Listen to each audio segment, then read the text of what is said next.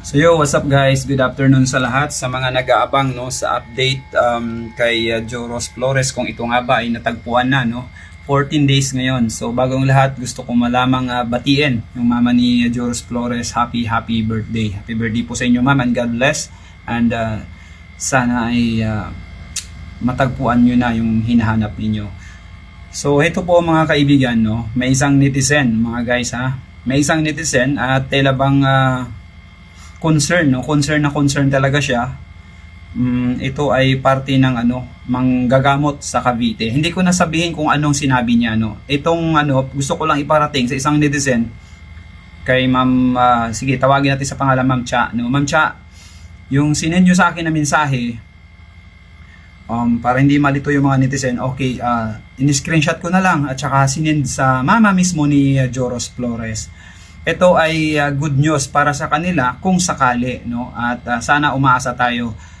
So Ma'am Cha, ayan, gusto ko lang din na hindi ko pwede sabihin kung anong i-disclose kung anong sinabi nyo dito no, kasi hayaan na lang natin kung sundin di okay, kung hindi naman wala namang masama, di ba? So wala naman kasi kasiguraduhan kung ano talaga, di ba?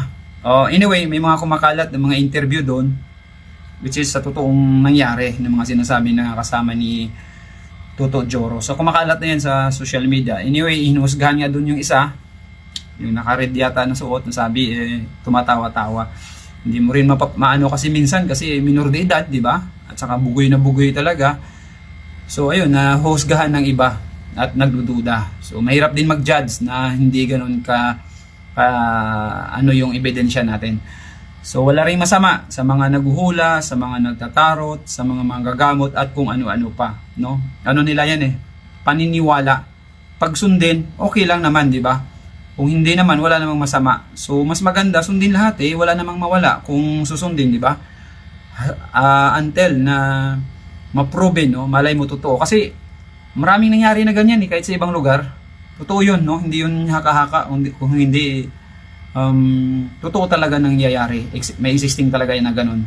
So ito Ma'am Cha, ayan gaya na sinabi ko, screenshot ko na lang. Ayan, na-forward ko na kay Ma'am Rosebel, sa nanay mismo ni Joros, para sure tayo, no? Ayan, maraming salamat. Sana ay totoo nga ito, no? Good news din to kung totoo. Kasi ano rin to mismo mga expertes na ganong manghuhula. So anyway, mag-update ako mamaya kung magkano ang kinita ng viral videos ni Joros Flores. So para ko lang din ipaalam sa inyo, yung video na yon ay siyempre ginawa yan ng mismong manggagamot, yung nagsanib na espiritu na yon. So shout out sa inyo, don't worry. Yung video na kinita ng video na yon ay mapupunta naman sa pamilya ni Toto Joros Flores. Malaking tulong yan sa kanila.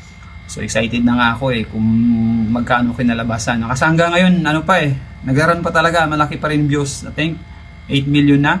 So syempre sa nag-upload din kay Sir Ronnie yan. Shoutout kay Sir Ronnie yan. I-follow nyo rin yan. So syempre true si Ronnie yun ha.